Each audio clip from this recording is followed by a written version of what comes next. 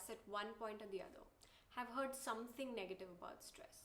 That stress is bad, it should not be experienced, it's linked to lifestyle diseases, pains, aches, insomnia, and so many other things. But is stress really that bad? Let's find out.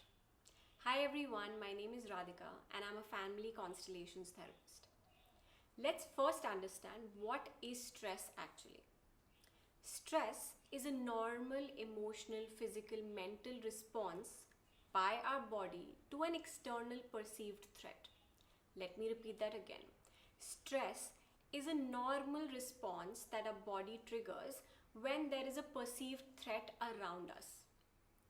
So what stress really does is it helps us cope up with that perceived threat around us by making us respond to it in the best way possible so that there's no harm done to us. Let's understand that with an example.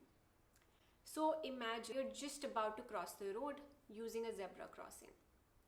And you're walking to the other side, and there's a car that comes in at an extremely high speed. What would you do? You would, to save yourself, want to run as fast as possible to the other side of the road so that you're not hit by the car, correct?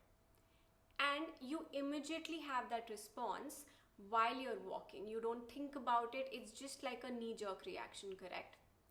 That reaction and that response that you have is actually caused by stress because the brain understands that there is a perceived threat in our surroundings, meaning the car that's approaching us with a high speed, and if we don't move fast, it may cause an accident.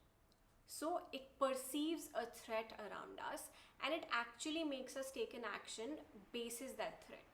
So coming back to the question, is stress really that bad? Stress in itself is not bad at all. In fact, it really helps us managing the stresses, the perceived threats or the dangers around us. But what becomes a problem is that when the stress cycle or the stress response doesn't stop at that, it keeps on continuing the entire day, probably for weeks or months. That is when it becomes a problem and it can result in diseases, lifestyle problems, so on.